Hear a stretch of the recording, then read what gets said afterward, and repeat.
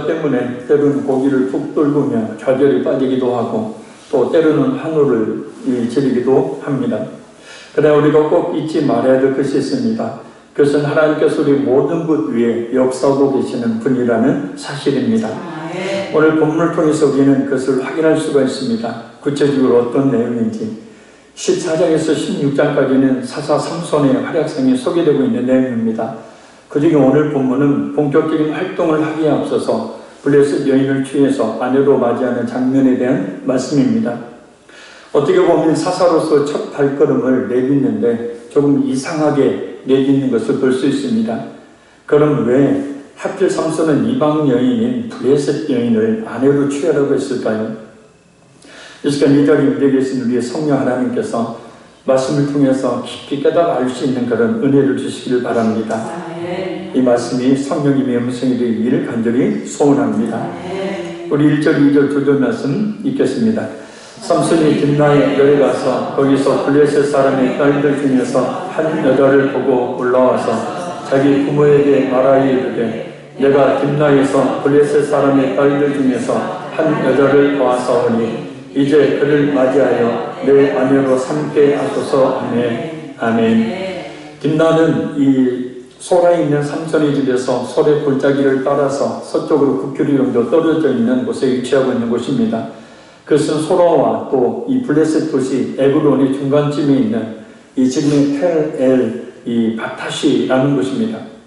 여호수아 19장 34절을 보면 이 딥나는 원래 단지파의 땅이었고 또 사사기 1장 34절 보면 이 아모리 족속의 땅이었고 사사시대에 역대하 28장 18절 보면 블레셋에 복속된 땅이었습니다. 삼손은 바로 이 블레셋 땅에서 한 사람의 딸을 보고 부모에게 그 여자를 아내로 삼게 해달라고 요청을 합니다. 이 고대 근동 지역에서 결혼은 상대방에 대한 어떤 연정을 느끼는 두 사람을 짝지어주는 것이 아니라 가문의 지위와 관련된 종종 경제적인 그런 동기가 개입된 시족 간의 이 협력으로 여겨졌습니다. 따라서 그런 협력 관계를 정하는 일은 곧 언제 누구와 결혼할 것인가 라는 것은 부모가 결정을 했었습니다. 특히 신랑이 신부를 데려오려면 그 부모가 이 결혼 지참금을 신부의 가족에게 주어야 했기 때문에 삼손이 부모에게 블레셋 여자를 아내로 삼게 하소서라고 허락을 구하고 있는 겁니다.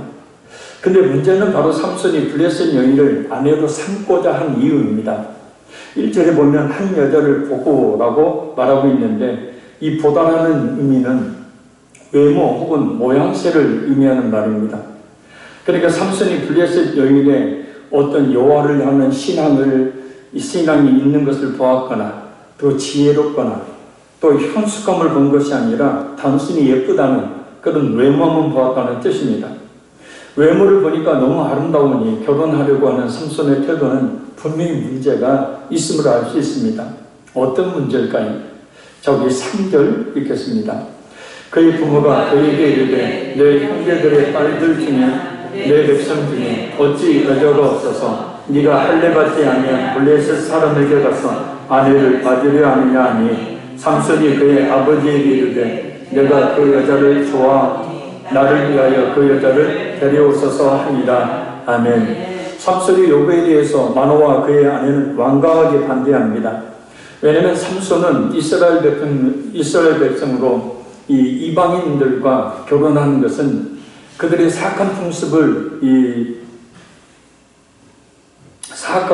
물들지 않게 하기 위해서 삼가해야 되기 때문이었습니다. 더군다나 삼손은 하나님께 특별히 구별된 나실인이었기 때문입니다. 그래서 삼손의 부모는 얼마든지 이스라엘 처녀 중에서 아내를 맞이해도 되는데 왜 하필 할례받지 아니한 블레셋 사람에게 가서 아내를 맞이하려 하느냐라고 삼손의 태도를 꾸짖고 또 반대합니다. 할례받지 아니한 블레셋 사람이라는 말은 고대 근동에 이 많은 민족들이 할례를 행했지만 블레셋 사람들은 할례를 행하지 않았기 때문입니다. 따라서 이 말은 인종적인 칭호입니다. 이방인을 아내로 맞이하지 않아야 한다라는 그런 뜻입니다. 그러나 삼손은 블레셋 사람에 따른 육체적인 매력을 느껴서 기어이 아내로 삼겠다고 그렇게 고집을 부립니다. 하나님이 주신 율법도 소용이 없고 부모가 반대하는 것도 소용이 없고 전혀 그런 것을 고려하지 않고 오직 자신이 고집만 내세우면서 결혼을 허락해 줄 것을 강구합니다. 도대체 삼손은 부모의 완강한 반대에도 불구하고 또 율법이 반대하고 있음에도 불구하고 왜 이런 고집을 피우고 있을까요? 여기는 쉽게 이해할 수 없는 하나님의 놀라운 섭리하심이 있음을 알 수 있습니다. 자, 그게 뭔지 봅니다. 우리 4절 읽겠습니다. 그때 블레셋 사람이 이스라엘을 다스린 까닭에 삼손이 틈을 타서 블레셋 사람을 치려 함이었으나 그의 부모는 이 일이 여호와께로부터 나온 것인 줄을 알지 못하였더라. 아멘. 이 4절은 삼손이 부모의 완강한 반대에도 불구하고 블레셋 여인과 결혼하려고 하는 의도를 알 수 있게 하는 말씀입니다. 삼손은 당시 상황이 블레셋을 공격하기에 알맞은 때라고 생각하고 쉽게 말하면 위장 결혼을 해서 블레셋 사람으로 하여금 자신에게 호의를 가지게 하고 자신의 계획을 수행하려고 했던 것입니다. 근데 그 근거가 되는 말이 바로 틈을 타서라는 말이에요. 이 틈이라는 말은 이 히브리어로 터나라는 말입니다. 출애굽기 21장 3절에 써 있는데 거기는 알맞은 때에 일어남이라는 뜻으로 잠언서 12장 21절에 보면 정시에 이루어짐, 그리고 열왕기하 5장 7절을 보면 어떤 사람을 해하기에 알맞은 때를 찾음이라는 뜻으로 사용이 되었기 때문입니다. 그러니까 삼손의 의도가 무엇인지 어떤 것인지 잘 알 수 있게 하는 그런 말입니다. 그러나 삼손의 이러한 계획은 그의 생각일 뿐 하나님의 뜻에는 위배되는 것입니다. 왜냐하면 블레셋을 공격하려는 계획은 분명히 하나님의 뜻에 부합되는 것이지만 그 방법이 잘못되었기 때문입니다. 나시린의 삼손이 굳이 이방인인 블레셋 여인과 결혼까지 하면서 사사로서의 사명을 수행할 필요는 없었기 때문입니다. 이 같은 삼손의 계획은 하나님의 뜻에 어긋나는 것으로 결국 사사기 16장 21절을 보면 그에 대한 대가를 혹독하게 치르게 된 것을 볼 수 있습니다. 우리의 생각, 우리의 계획이 분명 자신이 판단할 때 타당하고 옳은 것으로 여겨서 어떤 일을 진행할 수 있지만 하나님의 뜻과는 부합되지 못하는 경우들이 종종 있을 수 있습니다. 아니, 사사기의 중심 주제가 자기의 소견에 옳은 대로 행하였다라는 말씀이었듯이 오늘 나들이 역시 마찬가지죠. 자기의 소견에 옳은 대로, 자기 생각에 옳은 대로 사는 시대입니다. 그런 자신의 생각에 따르는 계획들이 결국은 잘못된 결과를 가져오는 경우들이 종종 있다는 겁니다. 그래서 중요한 것은 성경이 뭐라고 말씀하고 있는지. 할렐루야. 그리고 성경의 어떤 일에 대한 구체적인 어떤 구절이 제시되어 있지 않을 경우에는 성경적인 원리가 무엇인지를 알고 이를 추진해야 합니다. 그렇지 않을 경우 처음엔 자신이 의도하는 대로 된 것 같지만 결국에는 그에 따르는 어떤 손해나 어떤 잘못된 결과를 맞이할 수 있기 때문입니다. 시편 119편 105절 말씀입니다. 주의 말씀은 내 발의 등이요 내 길의 빛이니이다. 아멘. 우리는 늘 성경을 사랑해서 읽고 또 말씀을 잘 들음으로 내 생각이 앞서지 않도록 하나님께서 인도하시는 길이 어떤 것인지를 말씀을 통해서 먼저 확인해야 한다는 거예요. 그것이 실패하지 않는 방법입니다. 그것이 하나님께서 원하시는 길을 가는 것이고 그것이 또한 좋은 결과를 있게 하는 비결입니다. 그런데 오늘 본문을 보면 이 일이 여호와께로부터 나온 것이다 라고 오히려 삼손의 계획을 두둔하는 듯한 말씀이 나옵니다. 문자적으로 보면 삼손이 계획한 일이 하나님께로부터 비롯된 일이다 라는 생각을 갖기 쉽게 하는 말씀이지만 전혀 그렇지 않습니다. 오히려 개인의 실수나 잘못에도 불구하고 하나님의 섭리는 계속 진행된다라는 거예요. 나시린의 삼손이 블레셋 여인을 취하는 것은 분명히 하나님의 그 율법을 명령을 어긴 명백한 잘못이지만 하나님께서는 사람의 어떤 잘못이나 실수로 인해서 당신의 그 거룩하신 뜻을 성취하지 못하시는 분이 결코 아니라는 뜻입니다. 이스라엘을 출애굽시킬 때에도 출애굽기를 보면 하나님께서 바로의 마음을 강팍하게 하시니라는 말씀이 나오죠. 그러니까 하나님께서 바로의 마음을 강팍하게 만드셨다라는 그런 뜻으로 우리가 알 수 있는데 전혀 그렇지 않죠. 바로의 마음을 실제로 강팍하게 만드셨다는 그런 뜻이 아니라 바로 왕의 그 죄악된 본성을 있는 그대로 사용하셨다는 거예요. 그러니까 사람의 본성이라는 것은요, 하나님의 간섭을 받지 않으면, 우리의 마음이라는 것은 하나님께서, 성령 하나님께서 우리의 마음을 주관해 주시지 않으면 우리는 죄악된 본성대로 살아가게 되어 있고, 어떤 외부적인 영향이 있게 되어지면 더더욱더 자기의 이익과 욕심에 관계되는 일이 발생하게 될 경우에는 더더욱더 악한 방향으로 나아가게 되어 있는 겁니다.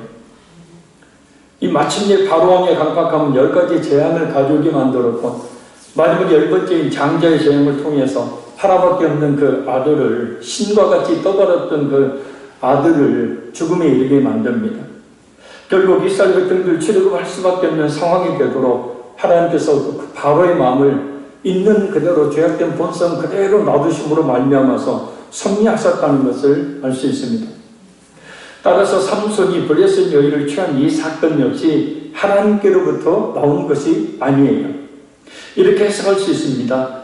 삼손 자신이 인간적인 혈기로 이 일을 도모했지만 그 이면에 하나님께서 삼손의 그 개인적인 성격 내지는 성향을 사용하셔서 블레셋과 싸우도록 허용하셨다라는 뜻이에요. 사실 하나님께서는 삼손을 통하여 이스라엘을 구원하려 하셨고, 거기에 삼손의 개인적인 생각이 작용했을 뿐입니다. 왜냐하면 삼손 위에 계시는 하나님, 삼손의 그 잘못된 생각과 방법조차도 그 뜻을 이루어 가시는 어떤 한 수단으로 사용하시는 하나님의 오묘한 섭리를 깨달아 알 수 있게 하는 그런 사건입니다. 이사야 55장 9절 말씀입니다. 이는 하늘이 땅보다 높음 같이 내 길은 너희 길보다 높으며 너희 생각은 너희 생각보다 높음이라. 전지전능하신 하나님은 우리가 때로 잘못된 생각과 결정으로 실수하며 또 하나님의 뜻과 어긋난다고 할지라도 이미 그것까지도 다 하시고 합력하여 서로를 이루시는 계기로 삼으시는 분이라는 뜻이에요. 하나님은 항상 우리의 생각, 우리의 계획 위에 계시는 분이시다라는 겁니다.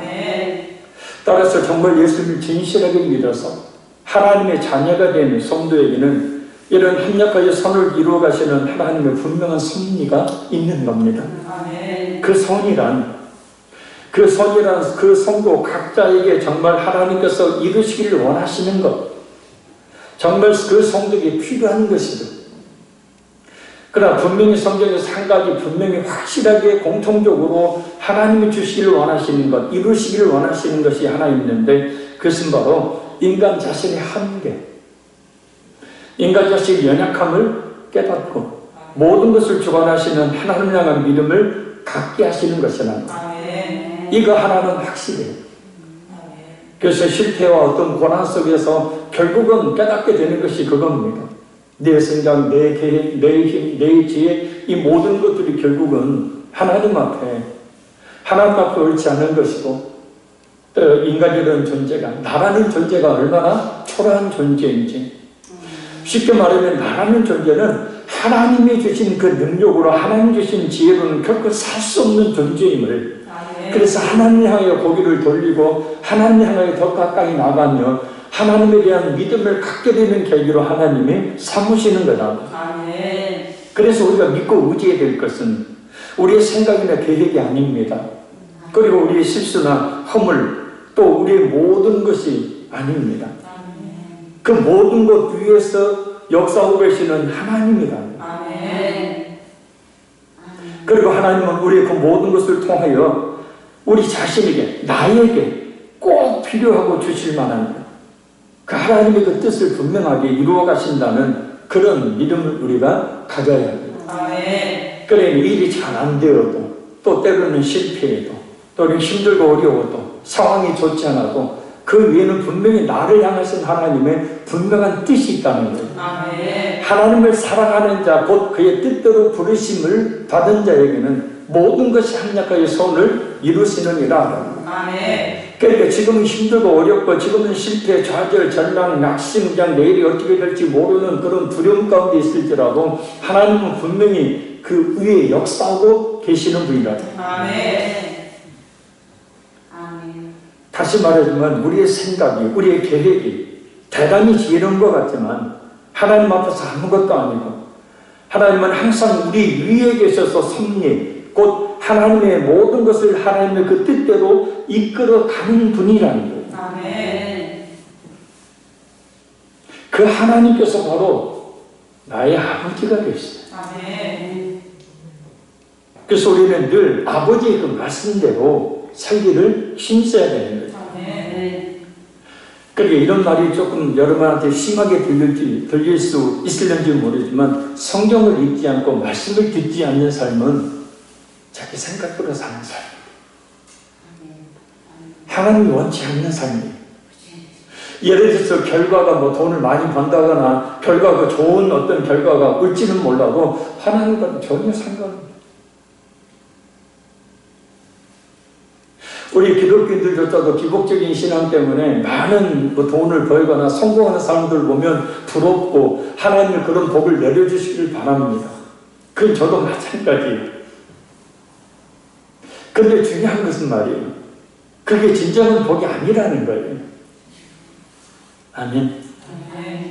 진정한 복은요, 진정한 복은 하나님에 대한 확실한 믿음을 갖는 거예요. 아멘. 그러면 그런 것들은 자연스럽게 따라오는 거죠. 아멘. 그래서 하나님께서 원하시는 길을 우리가 가야 되고, 그리고 그 결과는 늘 평안이고 축복입니다. 내 생각대로만 살다가는 정말 힘든 고난, 잘못된 결과뿐입니다. 그래서 때로 우리 성도들에게도 그런 얘기를 해요. 영적인 것이 먼저다. 기도가 먼저다. 신앙생활이 먼저다. 그렇게 이야기를 해도요, 몰라, 모르더라고요. 당장 바빠 죽겠는데 뭔 기도하라고 하냐고. 아니, 하나님의 법칙은 그게 아니에요. 네 영혼이 잘된 것 같은데 범수가 잘되기를 내가 간구하노라. 영혼이 먼저예요. 영적인 문제가 먼저예요. 하나님과의 관계가 먼저예요.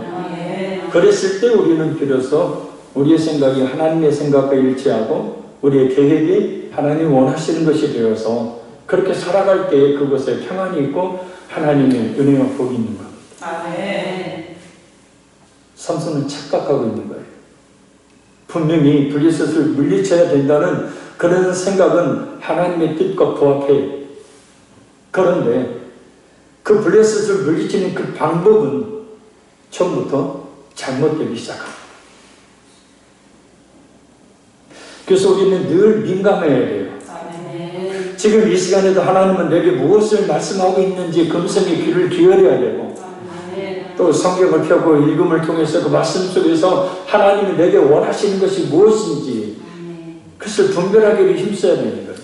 그게 우선입니다. 그게 성공의 길이고, 그게 축복의 길이고, 그것이 은혜의 길이고, 그것이 실패하지 않는 길을 가는 겁니다.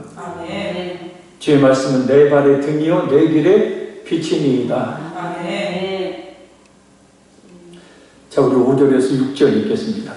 삼손이 그의 부모와 함께 딥나에 내려가 딥나의 포도원에 있는즉 젊은 사자가 그를 보고 소리 지르는지라. 여호와의 영이 삼손에게 강하게 임하니 그가 손에 아무것도 없이 그 사자를 염소 새끼를 찢는 것 같이 찢었으나 그는 자기가 행한 일을 부모에게 알리지 아니하였더라. 아멘. 자식 이기는 부모 없다. 여기서 또 통용이 되었어요. 결국 이 마노아와 그 아내는 삼손의 욕을 극구 비판하고 극구 반대를 했지만 그 자식을 이기지 못해서 결국 블레셋 여인을 아내로 맞이하려는 삼손과 함께 딥나로 내려갑니다. 이 당시 딥나는 포도재배로 유명한 설의 골짜기 근처에 있었기 때문에 이 소라에서 딥나로 내려가는 길인 포도원이 아주 많았고, 이 포도원에서 쥐와 같은 작은 동물들을 잡아먹으려는 여우들이 많았어요. 그래서 쥐가 이 포도원을 둘러싸고 있는 그 돌담, 그죠? 그 돌담을 쥐가 그 속에 들어가면 여우가 그 돌담을 헐면서 그 쥐를 잡아먹는다. 이게 바로 뭐냐면 포도원을 허는 여우, 성경에 나오죠. 그런데 이 여우를 잡아먹으려고 하는 사자가 종종 나타났다는 거예요. 바로 그때 젊은 사자 한 마리가 삼손 앞에 나타서서 으르렁거립니다. 젊은 사자는 사자 중에서도 아주 겁이 없고 용맹한 사자를 말하죠. 큰 위기입니다. 바로 이때 여호와의 영이 삼손에게 강하게 임합니다. 사사기 앞부분에서 여호와의 영이 성령이 나타나실 때를 보면 이 군대를 소집할 때 여호와의 영이 임함으로 하나님만이 주실 수 있는 권리를 사사에게 부여해 주셨죠. 삼손의 경우에는 권위가 아니라 신체적 능력과 관련이 있습니다. 오늘 본문과 14장 19절 그리고 15장 14절을 보면 여호와의 영이 여러 차례 삼손에게 임하시지만 그때마다 삼손이 어떤 큰 업적을 이룬 것은 아니었습니다. 그러나 각 경우의 공통점은 삼손이 공격을 하거나 공격을 당할 때 그 상황에 여호와의 영이 성령이 관여하셨다는 거예요.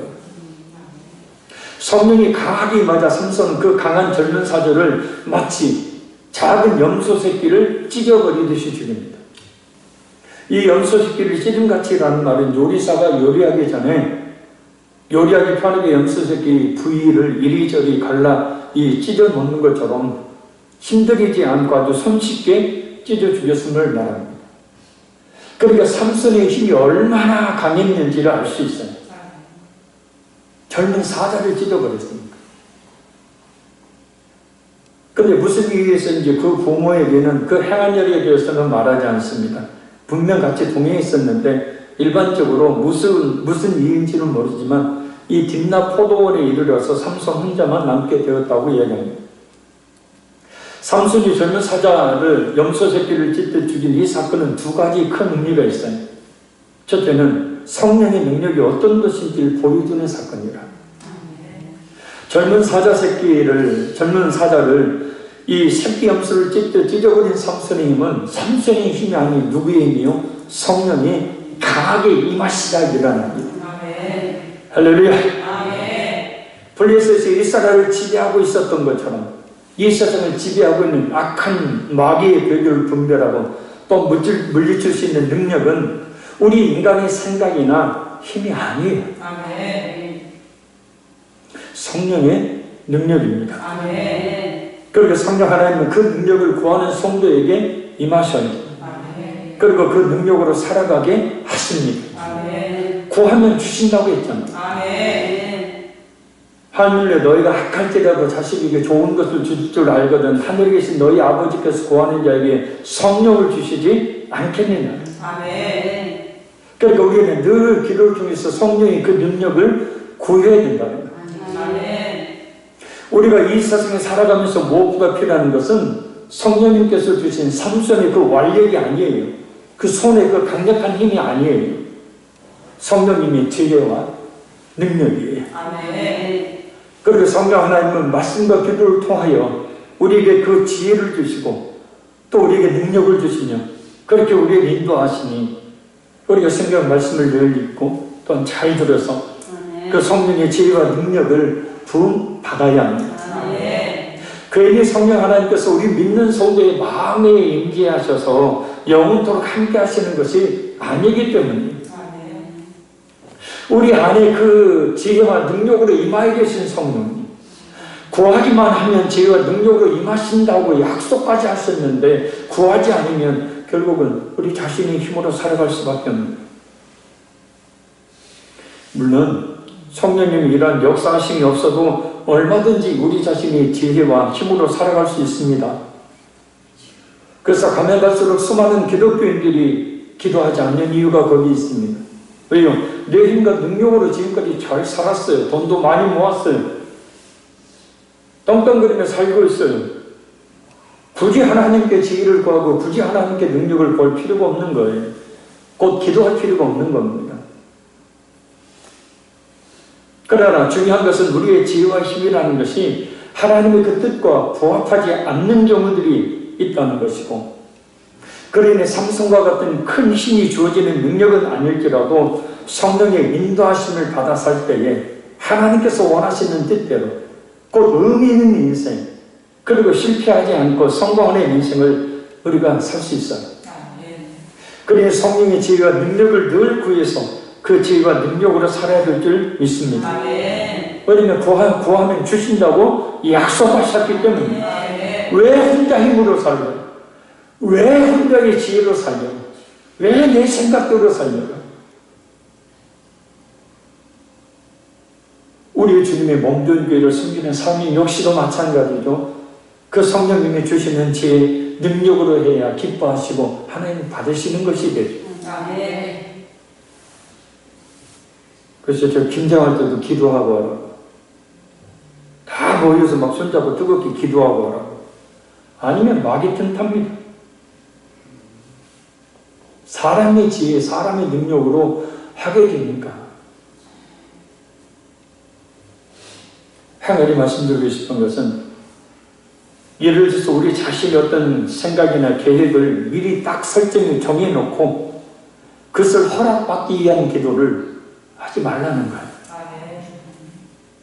모든 것을 백지로 놓고 성령 하나님의 마음에 그 하나님의 뜻이 어떤 것인지 강한 확신을 새겨주시도록 기도해요. 아멘.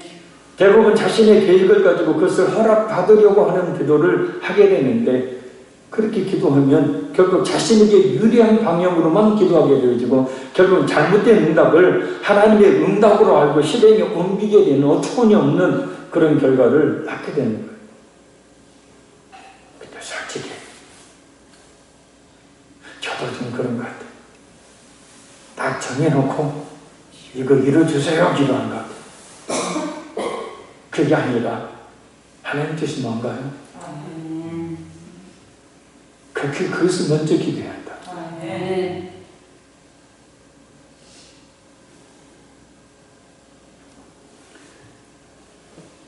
누구를 만나러 가요. 역시 기도해요. 이 만남이 복된 만남이 되고 하나님 원하시는 뜻이 이루어지는 만남이 되도록 해주세요. 그러니까 가만히 보면 우리는요 하루 종일 기도하며 살아야 되는 거 맞죠? 아멘. 그죠? 순간순간 그렇게. 둘째는 삼손이 이스라엘을 구할 사사로서의 모습을 보여주는 사건입니다. 흔히 고대의 이 왕과 영웅들은 종종 자신이 사자를 잡아서 용명을 떨쳤다는 이야기들을 많이 전합니다. 왜냐하면 사자는 짐승의 왕으로 그 사자를 잡았다는 것은 자신이 용맹을 떨치는 왕으로서 영웅으로서 자격이 있음을 증명하는 한 업적으로 여겨졌기 때문입니다. 따라서 삼손이 젊은 사자를 이렇게 새끼 염소를 찢어 죽이려 했다는 것은 삼손이 블레셋을 물리치고 이스라엘을 구원할 사사임을 미리 보여주는 예시입니다. 하나님께 구원을 받은 하나님의 백성이라면 성도는 충성과 헌신으로 우리의 구원이 어떤 것인지에 대해서 증명해야 될 의무와 책임이 있습니다. 하나님의 종들이 누리는 우리 주인 되신 예수님께 충성과 헌신으로 우리가 우리 주님의 종이됨을 증명해야 되는 의무와 책임이 있습니다. 왜냐하면 하나님의 부르시면 그 부르심에 합당한 열매가 반드시 맺혀지기 때문입니다. 만약 예수 그리스도를 믿는 예수님의 종인 성도에게 충성과 헌신의 열매가 없다면 그것은 과연 무엇을 말하는 것일까요? 자, 우리 마지막 7절에서 9절 말씀 같이 읽겠습니다. 그가 내려가서 그 여자와 말하니 그 여자가 삼손의 손에 들었다. 얼마 후에 삼손이 그 여자를 맞이하려고 다시 가다가 돌이켜 그 사자의 죽음을 본즉 사자의 몸에 벌떼와 뿔이 있는지 손으로 그 뿔을 떠서 걸어가며 먹고 그의 부모에게 이르러 그들에게 그것을 줄여서 먹게 하였으나 그 뿔을 사자의 몸에서 써왔다고는 알리지 아니하였더라. 아멘. 삼손은 젊은 사자를 죽인 이후에 블레셋 여인을 만나는데 그 여자가 삼손의 눈에 들었더라. 곧 이 말은 그 여자가 그의 눈을 즐겁게 해주었다라는 뜻으로 삼손이 여인의 그 아름다운 그 외모를 보고 기뻐했다라는 뜻이에요. 그러니까 하나님의 일을 빙자해서 자신의 욕심을 채우는 거예요. 그리고 얼마 후에 삼손이 블레셋 여자를 다시 만나러 가던 중에 죽였던 젊은 사자의 시체에 벌떼와 꿀이 있는 것을 보고 원에 보면 손바닥에 자신의 손바닥에 그 꿀을 듬뿍 떠서 먹고 또 떠서 그것을 자신의 부모에게도 먹게 합니다. 근데 그 꿀을 사자의 몸에서 떠왔다고 말하지 않습니다. 어떻게 벌떼와 꿀이 사자의 시체에 있었을까? 그것은 팔레스타인 지역에 매우 건조한 날씨 때문에 시체가 썩지 않고 미이라처럼 말라있는 상태로 벌이 그 시체에 설 수 있기 때문입니다. 그런데 문제는 또 발생합니다. 왜냐하면 나시린은 죽은 시체를 짐승이든 사람이든 만지면 안 되는 규례를 가지고 있는 그 규례를 지켜야 되는 사람인데 바로 그 시체를 건드린 거예요. 접촉한 거죠. 그 꿀뜨기에서. 그래서 부모에게 꿀을 어디에서 구해왔는지 말하지 않은 거예요. 자, 어떻게 보면 나시린으로서 충실하게 가장 기본적인 규례를 지키며 살아야 되는데, 자, 벌써 이방인을 아내로 취하고 시체에 손을 대는 등, 또 부모의 말을 거역하는 등의 규례를 어기게 됩니다. 어떻게 보면 사사 중에서도 가장 큰 성령의 능력이 임했던 사사가 바로 삼손 아닙니까? 영화에서 보셨어요? 그 쇠사슬에 묶여가지고 그 왕궁에 있는 양쪽 벽을 무너뜨려서 그 안에 있는 블레셋 고관들을 왕을 때려서 모조리 다 죽게 만드는 사사 중에서도 보면 가장 강력한 능력을 가지고 있던 사람이 바로 삼손이에요. 그런데 결국은 이스라엘을 완전히 구원하지 못하고 부분적으로 구원하는 사사가 되고 맙니다. 한마디로 더 크게 쓰임을 분명히 받을 수 있었음에도 불구하고 이름은 큰 사사인데 하는 일을 보면 아주 소사사에 불과한 일을 합니다. 왜요? 기본적으로 지켜야 될 그 말씀을 지키지 않았거든요. 자기 생각이 우선이었거든요. 우리가 하나님께 지금보다 더 귀하게 그리고 더 크게 쓰임을 받는 하나님의 일꾼이 되려면 말씀에 순종하기를 먼저 힘써요. 또 맡겨진 작은 일 우습게 여기지 말고 더욱 충성해야 합니다. 애먹이까지는 우리 자신에게 맡겨주신 그것이 작은 일이든 큰 일이든 불평하지 않고 충실하게 감당할 때 성경은 뭐라고 약속해요? 예수님이 더 많은 것을 맡겨주신다고 그러잖아요. 5달란트, 2달란트 받았던 자들이 배나 그것을 남기게 될 때 배나 남겼다는 것은 무엇을 의미해요? 충성스럽게 자신에게 주어진 은사와 능력을 결고 힘을 다했다는 거예요. 그랬을 때 예수님께로부터 칭찬과 상을 받죠. 더 많은 것을 너에게 맡겨주겠다라는 복을 받죠. 또 아버지의 영원한 즐거움에 참여할 것이다. 천국에 대한 약속을 받습니다.